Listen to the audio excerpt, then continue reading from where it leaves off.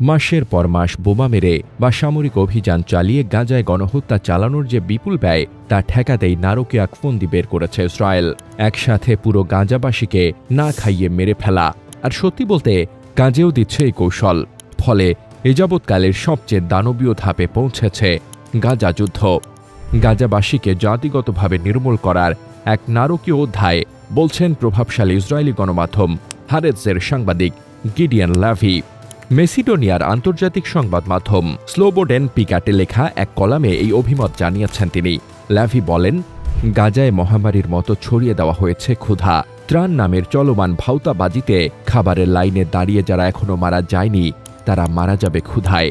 না খাইয়ে গণহত্যার এমন ভয়াবহ এক পর্যায়ে ইসরায়েল প্রবেশ করেছে যার কোনো ন্যায়সঙ্গত ব্যাখ্যা দেওয়ার ক্ষমতা এমনকি শক্তিশালী ইসরায়েলি প্রোপাগান্ডা মেশিনেরও নেই। বেনিয়ামিন নেতানিয়াহুর নেতৃত্বাধীন জায়োনিস্ট ইসরায়েলি সরকারের প্রতি ধিক্কার জানিয়ে ল্যাভি বলেন, গাজা ভূখণ্ডে জাতিগত নির্মূলের জন্য ইসরায়েলের পরিকল্পনা খুব ভালোভাবেই এগিয়ে যাচ্ছে, সম্ভবত প্রত্যাশার চেয়েও বেশি সফলতা। বিগত দিনগুলোতে হত্যাকাণ্ড ও ধ্বংসযজ্ঞের ধারাবাহিক সাফল্যের সঙ্গে সঙ্গে সম্প্রতি যোগ হয়েছে আরেকটি বড় সাফল্য, অনাহার। দুর্ভিক্ষ ছড়িয়ে পড়ছে দ্রুত। এ অবস্থায় ইসরায়েল ও যুক্তরাষ্ট্রের নিয়ন্ত্রণাধীন ত্রাণ সরবরাহের লাইনে দাঁড়ালে গুলি খাবে জানার পরও বাধ্য হয়ে ছুটছে মানুষ। যারা এখনও সেই খাবারের লাইনে দাঁড়িয়ে বন্দুকের গুলি খেয়ে মারা যায়নি তারা মারা যাচ্ছে ক্ষুধায়। বন্দুকের গুলি খাওয়া ছাড়া গাজাবাসীর জন্য এখন যেন খাওয়ার আর কিছুই নেই। এভাবেই গণহত্যার পরিকল্পনা এগিয়ে নিচ্ছে ইসরায়েল। ল্যাভি বলেন, মরণাস্ত্র হিসেবে ক্ষুধার ব্যবহার ইতোমধ্যেই কার্যকর প্রমাণিত হয়েছে। যুক্তরাষ্ট্র নিয়ন্ত্রিত ত্রাণদাতা সংস্থা গাজা হিউম্যানিটেরিয়ান ফাউন্ডেশন GHFও এই বিষয়ে সফল। এর মাঝে শত শত গাজাবাসী কেবল তাদের খাবারের লাইনে দাঁড়িয়ে নিহত হয়েছে তাই নয়, এমনও অনেকেই আছেন যারা সেই লাইন পর্যন্ত পৌঁছাতেই পারছে না, তার আগেই ক্ষুধায় মারা যাচ্ছে তারা। সেই মৃতদেহ বেশিরভাগই শিশু ও নবজাতক। এদের মাঝে আছে এমনকি 6 সপ্তাহের শিশুও। ইসরায়েলের গণমাধ্যমগুলোকেও এই অপরাধের সাথে সংশ্লিষ্ট বলছেন ল্যাভি। তিনি বলেন, ইসরায়েলের মিডিয়া গাজার বাস্তব দৃশ্যগুলো আমাদের কাছ থেকে গোপন করছে। গাজা সম্পর্কে তারা যা চেপে যাচ্ছে তা কখনো ক্ষমা করা হবে না, কখনোই ভুলে যাওয়া হবে না। কিন্তু গাজার ক্ষুধার্ত মানুষের ছবি বাকি বিশ্বের কাছে ঠিকই পৌঁছে যাচ্ছে। সেই সব ছবি নাৎসি জার্মানির কনসেন্ট্রেশন ক্যাম্পে বন্দী থাকা ক্ষুধার্ত অসহায় ইহুদিদের চেহারাগুলোর মতো। এসব দৃশ্য লুকানো মানে অস্বীকার করা যে এমন কিছু ঘটছে। জীবিত ও মৃত শিশুদের কঙ্কালসার দেহ, হাড় বেরিয়ে আছে, মাংস নেই, চোখ কোটরে ঢুকে গেছে, মুখ খোলা, শূন্য দৃষ্টি। খেতে না পাওয়ায় সব মানুষ শুয়ে আছে হাসপাতালের মেঝেতে, খালি বিছানায় কিংবা গাধার গাড়িতে করে বয়ে নেওয়া হচ্ছে তাদের মৃত্যুর দিকে। এগুলো নরকের দৃশ্য। কিন্তু ইসরায়েলে বেশিরভাগ মানুষ এইসব ছবি অস্বীকার করছে কিংবা এগুলোর সত্যতা নিয়ে সন্দেহ প্রকাশ করছে।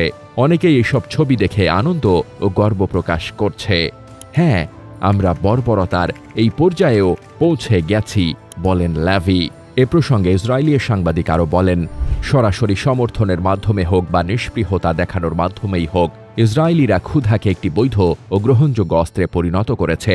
এটি ইসরায়েলের চালানো যুদ্ধগুলোর মধ্যে সবচেয়ে ভয়াবহ ও নৃশংস। কোনো কিছু দিয়েই এর পক্ষে যৌক্তিকতা অজুহাত দাঁড় করানো সম্ভব নয়। জায়োনিস্ট ইসরায়েলের জাতিগত নির্মূলের উদ্দেশ্য পূরণের একটি মাধ্যম বলে ক্ষুধা এখন এক বৈধ অস্ত্র। এই দৃষ্টিকোণ থেকে দেখলেই গাজায় দীর্ঘদিন ধরে যুদ্ধ ও গণহত্যা চালিয়ে যাওয়ার ব্যাখ্যা মেলে। ইসরায়েলি বাহিনীর হাতে যেমন হাজার হাজার গাজাবাসীর মৃত্যু হচ্ছে, একইভাবে ক্ষুধার যন্ত্রণায় অনাহারে হাজার হাজার মানুষের মৃত্যু হচ্ছে। এই দুই সমান খুনিদের কাছে। তাদের মতে এভাবেই গাজাকে একটি বাসযোগ্য ভূখণ্ড থেকে বসবাস অযোগ্য স্থানে পরিণত করা যায়। এভাবেই গাজাবাসী বাধ্য হবে স্বেচ্ছায় গাজা ছেড়ে লিবিয়া বা অন্য কোথাও চলে যেতে। আল জাজিরার বরাত দিয়ে ইসরায়েলি সাংবাদিক বলেন, গাজায় এক ব্যক্তি তার বাচ্চাদের জন্য খাবারের খোঁজ করছিলেন। অনেক খোঁজাখুঁজির পর একটি দোকানে 2 ব্যাগ ইসরায়েলি আটা ও 1 বোতল তেলের খোঁজ পায় সে, কিন্তু প্রতি ব্যাগের দাম কয়েক হাজার টাকা। বেচারা খালি হাতে তার অনাহারী বাচ্চাদের কাছে ফিরে যেতে বাধ্য হয়। অনাহারে মৃত্যুর 3টি ধাপের বিস্তারিত তুলে ধরে আল জাজিরা জানায় যে ওই লোকের বাচ্চাগুলো দ্বিতীয় ধাপে রয়েছে, মানে পরের ধাপে গেলে তাদের মৃত্যু অনিবার্য। ল্যাভি বলেন, ক্ষুধা এই যুদ্ধকে ইসরায়েলের ইতিহাসের সবচেয়ে ভয়াবহ ও অপরাধমূলক যুদ্ধে পরিণত করেছে। এর আগে আমরা 2 মিলিয়ন মানুষকে একসাথে এভাবে অনাহারে রাখিনি। তবে এর চেয়েও আরেকটি নিকৃষ্ট জিনিস আছে, আর তা হলো এ নিয়ে ইসরায়েলিদের উদাসীনতা। কয়েকদিন আগে গাজার যে জায়গায় 6 সপ্তাহের শিশু ইউসুফ আল সাফাদি মারা গেছে, শিশুটির জন্য বুকের দুধের বিকল্প কিছু জোগাড় করতে পারেনি তার পরিবার।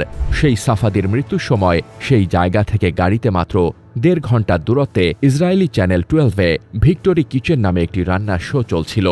বলার অপেক্ষা রাখে না, সেই অনুষ্ঠানের টিআরপি খুব ভালো ছিল, অর্থাৎ বিপুল সংখ্যক ইসরায়েলি হুমড়ি খেয়ে সেই অনুষ্ঠান উপভোগ করছিল।